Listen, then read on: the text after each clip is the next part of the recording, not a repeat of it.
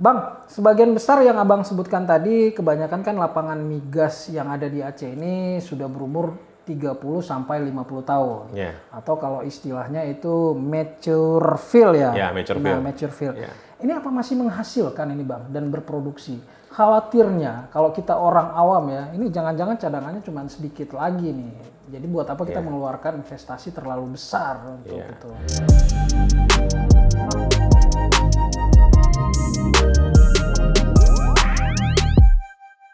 Ini yang cerita kita tadi Bang Hen, konsep nelayan tadi. Harapan kita selama ada upaya untuk mencari cadangan baru melalui kegiatan eksplorasi, kita bisa menggantikan mature field tadi yang 30-50 tahun tadi. Walaupun saat ini memang yang lapangan yang sudah ditemukan yang 30-50 tahun yang lalu pun masih tetap memberikan kontribusi ke Aceh. Walaupun itu sangat kecil. Istilah kita bilang tuh tinggal tailnya aja, ekor-ekornya aja. Yang udah sedikit lah. Seperti lapangan Arun, lapangan Pase itu sudah cukup kecil. Bang Hafiz, ya. Kita udah ada lihat nih dari website pemerintah Aceh. Jadi di situ ada informasi bahwa Bang En, sambil minum nih Bang En. Lanjut Bang, lanjut.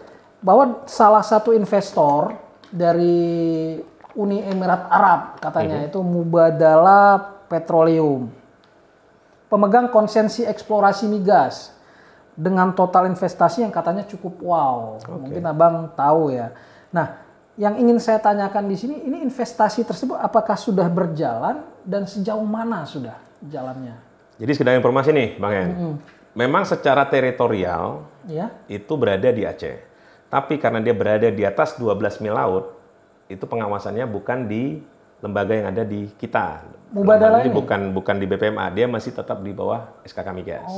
Karena peraturan pemerintah menyatakan seperti itu. Nah, tapi bukan berarti mereka tidak berkoordinasi dengan pemerintah. Buktinya Bang Hen dapat informasi kan dari websitenya pemerintah kan. Aceh, nah, artinya memang mereka sudah melakukan koordinasi ya dengan pemerintah Aceh. Nah, mereka saat ini mengelola ada 2 blok, tapi yang 100% mereka kelola itu adalah Andaman 1. Andaman 1. Mubadala itu di Andaman 1. Nah, di Andaman 2 mereka konsorsium dengan Premier Oil.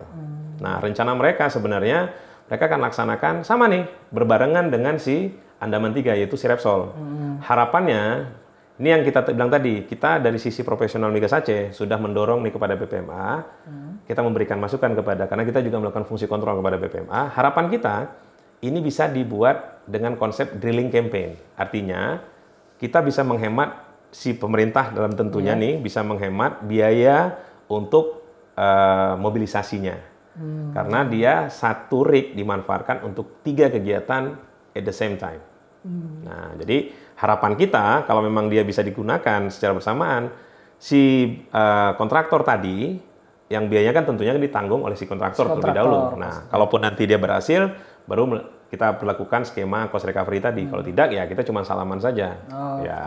Anda kembali dengan kerugian Anda, semua data dikembalikan kepada kita.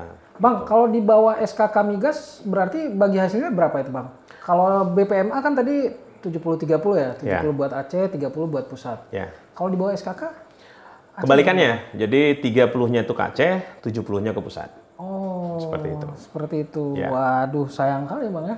Ya, sebenarnya kalau bicara sayang, ya itu sangat disayangkan. Tapi kalau saya melihatnya, kalau kita bicara nih secara profesional, kita optimalkan yang ada ya dulu. Jadi jangan terlalu gagal fokus, terlalu banyak yang kita ngurusin. Toh yang ada aja kita nggak bisa kembangin nih. Belum optimal. Nah, belum optimal. Nah, kita punya 6 lapangan. Sebentar lagi incoming mungkin Bang Hen juga sempat baca-baca. Kita ada 2 blok nih posisinya di pantai barat selatan. Di pantai barat selatan? Iya. Daerah mana ini Bang? Ini dia posisinya di perairan juga, offshore juga. Jadi ada satu yang namanya Blok Singkil, satu lagi namanya Blok Melabuh. Posisi di utaranya Blok Melabuh, itu kurang lebih sekitar 9.700 km2. Saat ini posisinya sedang dilaksanakan Joint Study Assessment atau JSA oleh salah satu perusahaan yang berbasis di Singapura. Nah, ada Kongrat sama Frontier. Ini sebenarnya satu perusahaan, tapi persyaratan di negara ini menyatakan untuk pengelolaan JSA secara bersama itu nggak boleh memegang 2 blok oleh satu perusahaan. Makanya dibuatlah anak perusahaannya itu Frontier. Salah satu ini dipegang oleh Frontier. Nah, sedangkan Blok Singkil itu kurang lebih sekitar 8.000-an kilometer square. Nah, harapan kita kalau memang ini hasil datanya bagus, dia akan lanjut ke kontrak. Makanya saya bilang tadi, kita jangan terlalu memusingkan dengan yang posisinya di luar wilayah teritorial Aceh. Yang dalam teritorial Aceh aja kita optimalkan. Belum lagi kita mungkin, Bang Hen juga tahu nih, ada blok namanya Blok Biren Sigli. Blok Biren Sigli. Nah, Blok Biren Sigli ini posisinya itu berada di onshore, di darat. Itu dari mulai Biren, Pidi Jaya sampai dengan Pidi. Nah, wilayahnya kurang lebih hampir sama, sekitar 8.000-an kilometer square, dan saat ini dalam proses untuk dijalankan untuk jadi sebuah kontrak. Nah, bila dia sudah kontrak, karena dia prosesnya sudah selesai. Potensinya apa ini, Bang? Dia minyak. Oh, dia minyak? Nah, ini minyak nih, Bang Hen. Jadi harapan kita kalau dia berhasil nih, Bang Hen, ini lebih baik untuk Aceh. Easy money. Easy money Ya. Oke. Bang Hafiz, Ya. tahun 2030, itu kan ada visi bersama nasional yang katanya sih produksi migas 1 juta barel off per day. Oke. Selaku profesional migas di Aceh, Abang optimis Aceh bakal mampu mendukung visi ini? Seperti yang saya sampaikan tadi, Bang Hen. Gimana Ini ini? kalau Biren Sigli ini ketemu minyaknya sesuai dengan yang diprediksikan, berarti kan kita bisa mendukung nih. Walaupun mungkin, mohon maaf, kalau kita bicara secara nasional, Aceh ini mungkin bicaranya di angka 3 sampai dengan 10% yang bisa kita kontribusikan terhadap negara ini.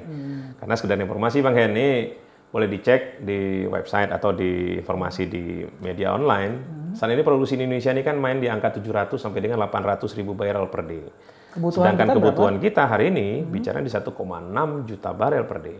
Artinya ada sekitar 900-an yang harus kita impor. Benar. Makanya bicara 1 juta barel ini sebenarnya bukan angka muluk-muluk. Saya yakin teman-teman SKK Migas maupun BPMA sudah berhitung nih dengan segera keilmuan keteknikannya sudah memastikan bahwasannya angka ini bisa kita capai di tahun 2030 nanti. Dan ini pun sebenarnya masih kurang dengan kebutuhan kita yang terus meningkat. Betul. Bang Hen. Cuma kalau Bang Hen tadi bertanya tentang 1 juta barel, mungkin nggak? Saya yakin dan saya optimis akan tercapai. Akan tercapai. Luar biasa, Bang Hafiz.